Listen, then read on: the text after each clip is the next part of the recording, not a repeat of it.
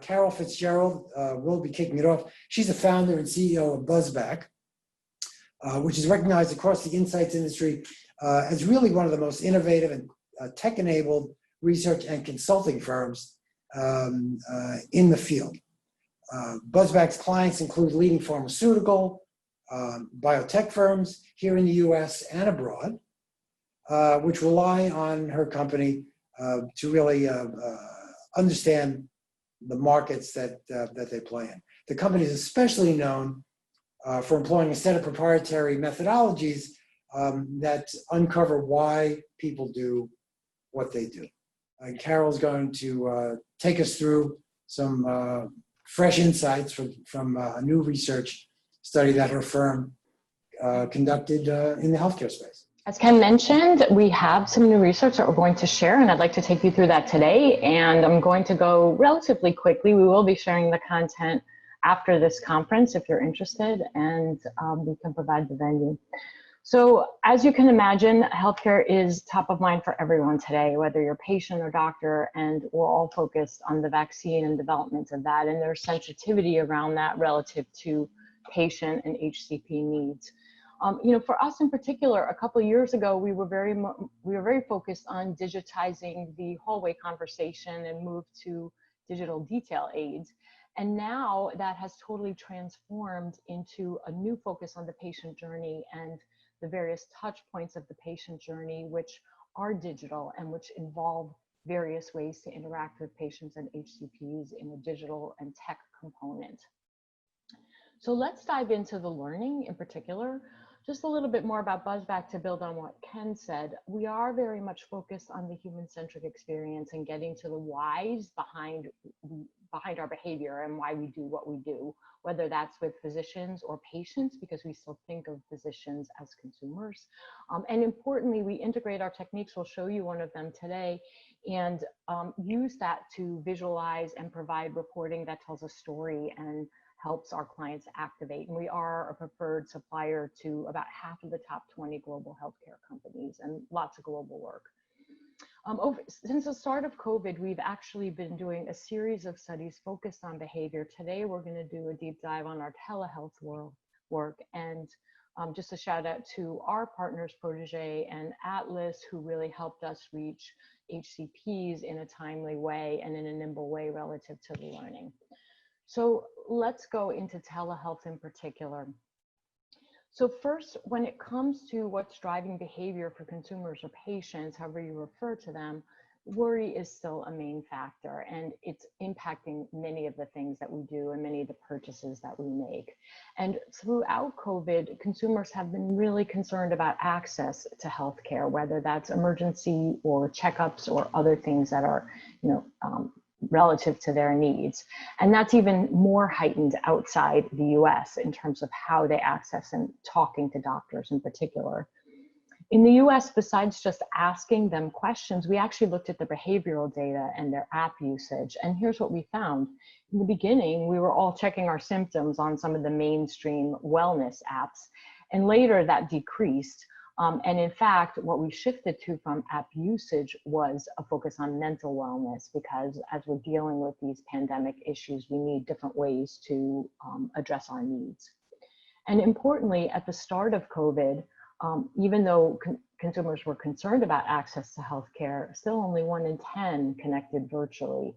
And even during COVID, that increased to about 3 in 10. And it was mirrored in PCP use. So at the start of COVID, almost half of PCPs never used telehealth. And that was very in line with what we saw happening with consumers and patients.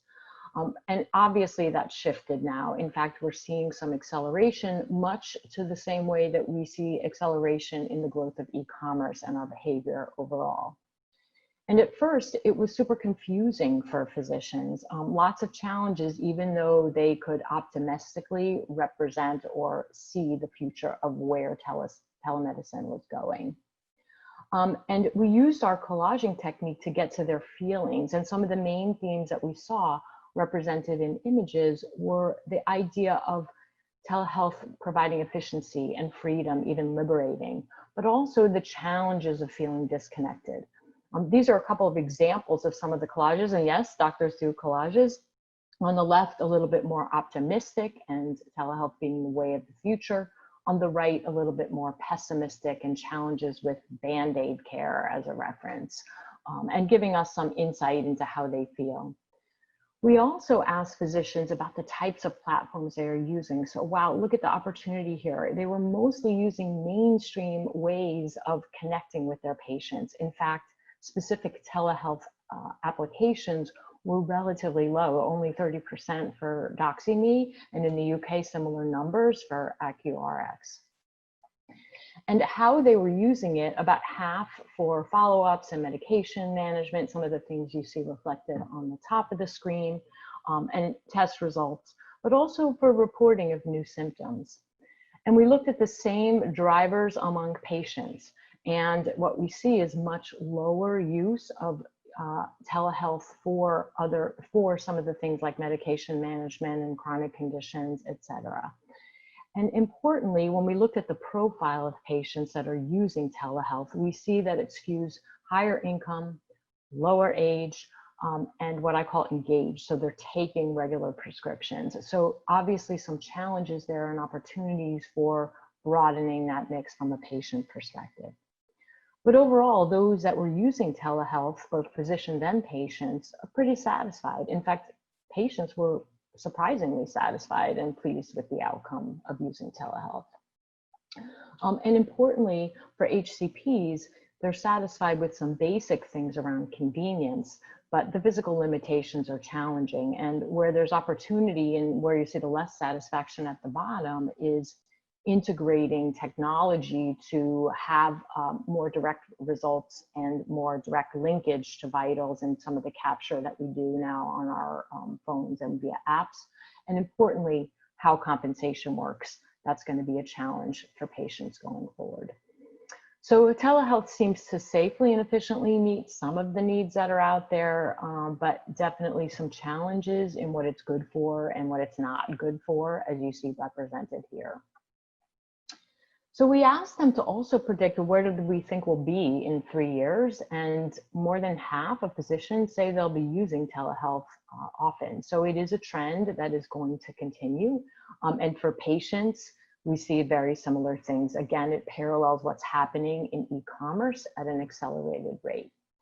And this is just a little bit more color around what some of the experiences were and where the opportunity is in particular, but also what you see reinforced is that hybrid approach and use of physical and virtual in patient interactions.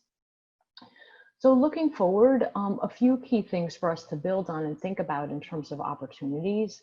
So the trend, as I mentioned, will continue and it will rapidly accelerate. I think everyone would agree that the pandemic came on hard and fast, and we all had to sort of catch up to the behavior and how things are changing.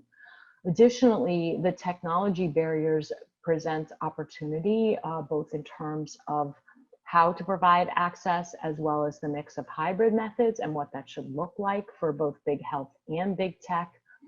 And importantly, when it comes to usage and overcoming some of these access issues, there need to be specific focuses around education, around reacting to some of the financial issues, especially now as consumers are burdened from a value perspective, and importantly, an emphasis on efficacy. And I'll leave you with one kind of example that I found somewhat compelling, and then I'll turn it back over to Ken. So Kaiser actually was one of the early adopters of remote monitoring, and what they found was that when they used remote monitoring and implemented that with patients, the success rate increased from 50% to 85% among cardiac rehabilitation. So showing efficacy is a very basic thing that many of our big health clients focus on, but reinforcing that in the telehealth and in the digital space is part of the opportunity that we can take advantage of here.